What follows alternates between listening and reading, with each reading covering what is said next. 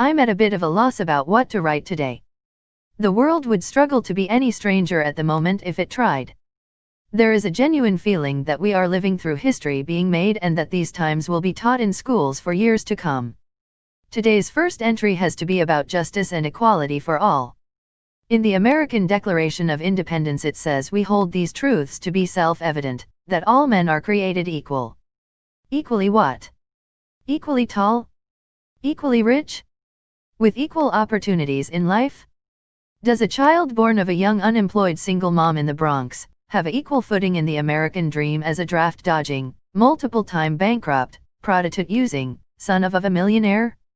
No matter how hard he works, will he ever earn the right to order the tear-gassing and shooting of people peacefully standing in the street? The oft-quoted American dream that anyone can make it, and that all men are created equal is a bigger joke now than it has ever been. The gap between the rich and the poor has been growing exponentially.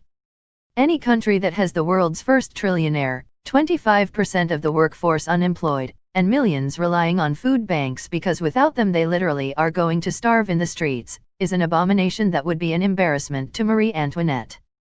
But what has caused this anger now in 2020 to come to the surface?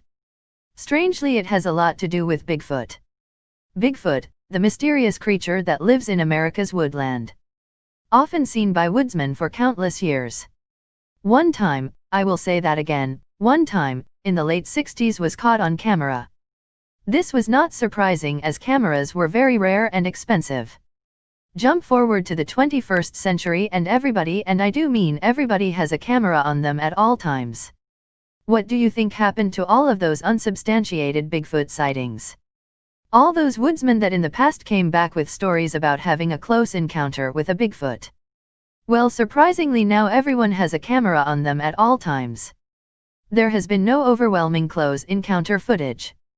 Smartphones have been a game changer for what people get to see, or in this case, don't. The same is true of crimes. Now everyone has a camera, we get to see with our own eyes exactly what happened.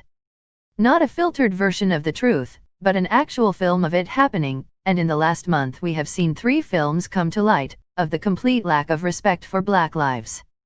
We must start with the video of the murder of an unarmed, non-violent, Black man, Ahmaud Arbery, who was just out for his daily jog. 2 white cowards, I won't describe them as men, as they do not deserve that title, chased Ahmaud through the streets in their truck, cornered him and murdered him in broad daylight by putting 3 shotgun rounds into him. They did it on camera, as their friend filmed them. They felt empowered to do this because they knew as white men in America they could murder a black man without consequences.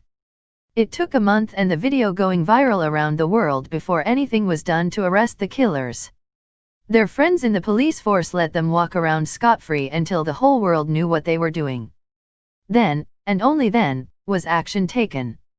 Then on May 25, Amy Cooper was walking her dog without a lead through a birdwatching area of Central Park. This is not allowed.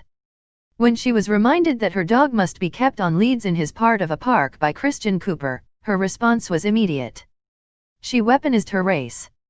She called the police and lied to them that a black man was threatening her life. She did this with the full knowledge that A. This was not true. B. This could lead to a court case or worse for Christian. And C. She was being filmed. Again, she was so sure of her power over a black man, she was happy to be filmed committing a crime against him by lying to the police. And lastly we have the case of George Floyd. A black man who was accused of passing a dodgy $20 note. He was put in handcuffs and laid face down on the floor. He was surrounded by 4 policemen. One of them knelt on his neck. He knelt on his neck so hard George stopped breathing. George, as he lay on the floor in handcuffs, surrounded by armed policemen, was a threat to nobody. George told the police officer that he couldn't breathe. George passed out.